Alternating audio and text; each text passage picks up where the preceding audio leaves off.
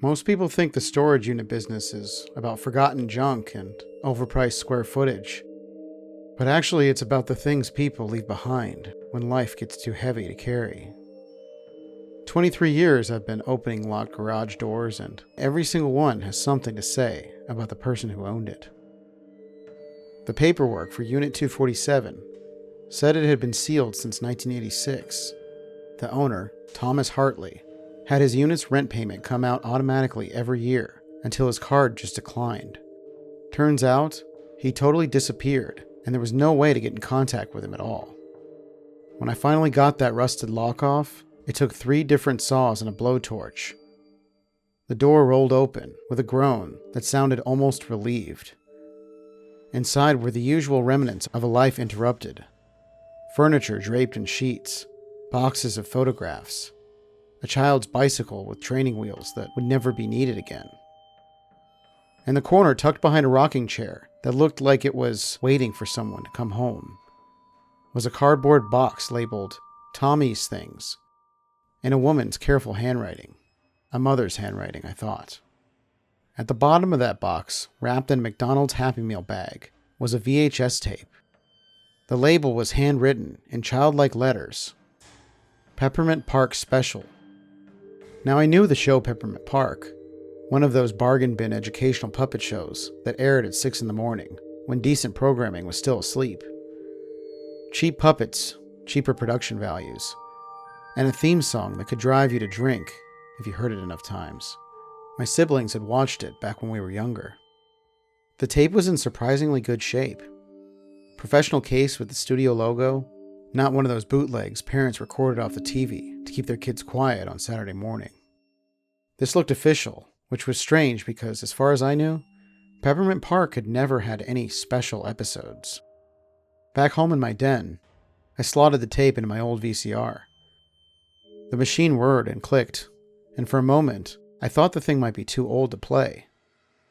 Then the screen flickered to life with static, and I heard that damn theme song. But this time it was different.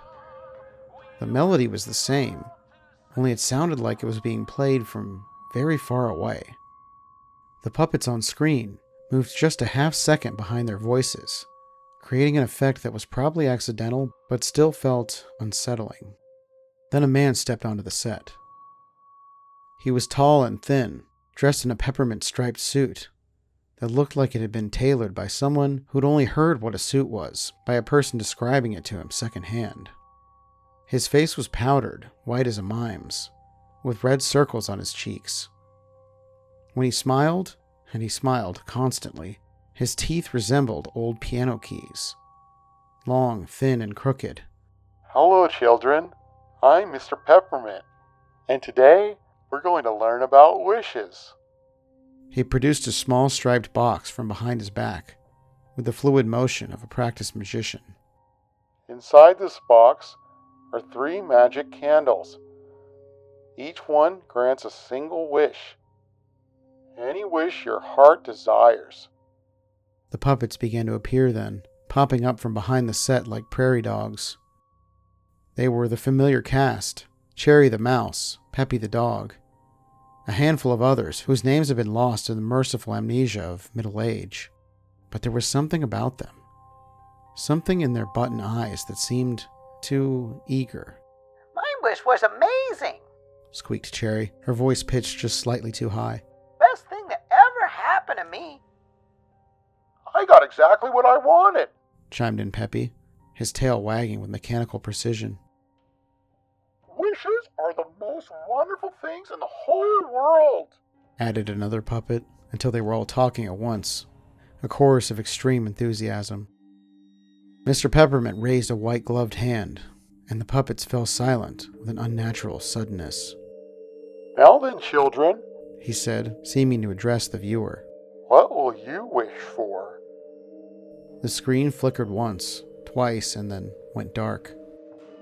I thought that was kind of odd, but what I saw beneath the coffee table ahead of me was on a whole nother level.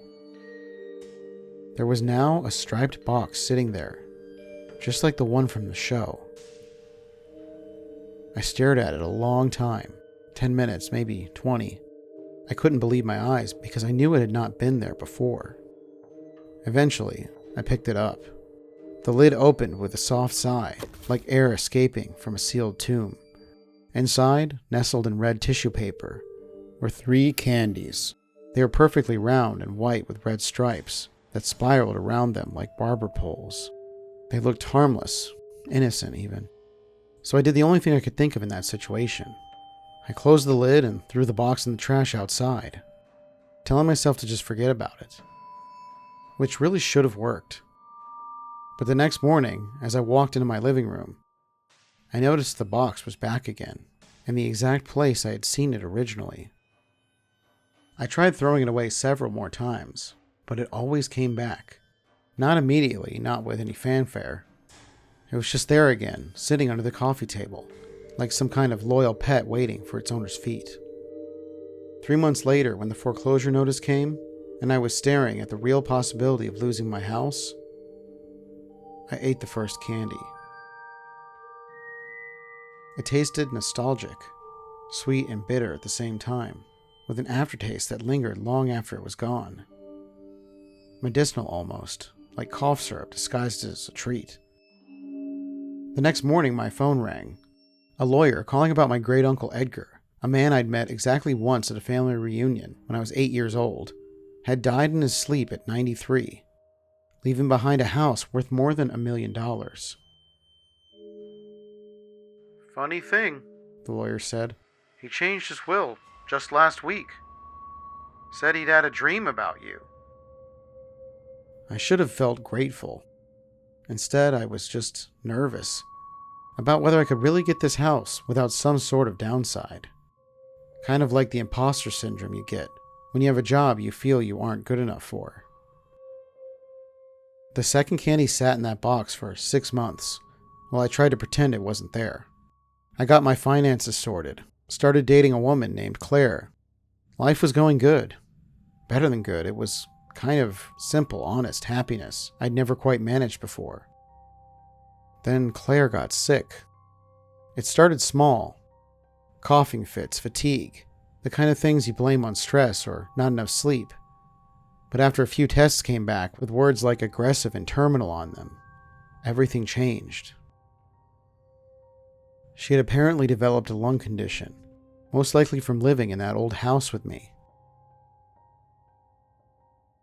I ate the second candy on a Tuesday night, crying into my coffee, while Claire slept in the bedroom, her breathing shallow and labored.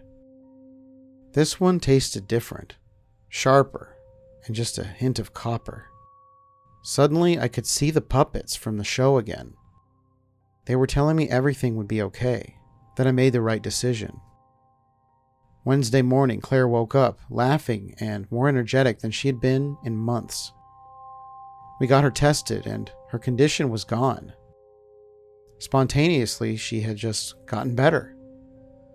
The doctors called it a miracle, but I had a feeling at some point I would have to pay for it. We were married 6 months later, in a small ceremony at the courthouse. Claire wore a white dress that made her look just angelic. I tried to only allow happy thoughts of the present into my mind. But the thing was, Claire had changed. Now, don't get me wrong, she was still perfect. More perfect than she'd ever been. She never got sick, never got tired, never aged a day past the moment that second candy dissolved on my tongue.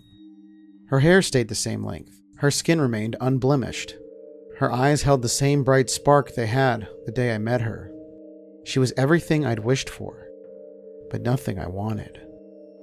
At night, I'd wake up to find her sitting in the chair beside our bed, watching me sleep with the patient attention of a cat studying a mouse hole. When I'd ask her what she was doing, she'd smile that perfect smile and say, Just making sure you're happy, honey. That's all I want for you. Her voice never changed inflection. Her routines never varied. She cooked the same breakfast every morning, asked the same questions, laughed at the same jokes, with the same precise timing. It was like living with a beautiful beloved photograph that had somehow learned to move and speak, but it never quite figured out how to be human. The third candy? is still in the box. Has been for 3 years now. Claire wants me to eat it. She used to bring it up every few months. Usually when we were having what passes for a conversation in our house. You could wish for anything. She'd say, turning that striped box over in her hands like a rosary. We could have a beautiful family. Riches beyond your wildest imagination. And the terrible thing is, part of me would look at my perfect, unchanging wife and think, maybe one more wish wouldn't hurt. Or maybe I could fix whatever went wrong with the second wish. Maybe I could make her real again. But I've learned something about wishes in these past 3 years. Something Mr. Peppermint forgot to mention in his little lesson. They're not about getting what you want. They're about learning to live with what you get. Last month I found the tape in my VCR again. I don't remember putting it there, but there it was, rewound at the beginning. It started playing and Mr. Peppermint came on screen, looking a little different. Older maybe, or just more tired. Still have one wish left, I see, he said, speaking directly at me through the screen. Don't wait too long. Magic has a way of spoiling if you leave it unused. The show ended with the puppets singing that damn theme song again, but this time I could hear other voices underneath. Children's voices, young and eager and full of hope. I turned off the TV and went upstairs, where Claire was sitting at her vanity, brushing her hair with exactly 100 strokes, same as every night for the past 3 years. How was your evening, honey? She asked, meeting my eyes in the mirror. Fine, I said, because that's what I always said. Which is when I decided what I had to do. The box sat on my nightstand now. Claire had moved it there one day, and I discovered that if she was the one to move it, it would stay there. So I had her do me a favor and bring the box back to the storage unit I got it from. Then once she was inside, I bolted the door behind her. I still think about that third candy all the time, but some wishes are just too dangerous to make, even when they're exactly what your heart desires.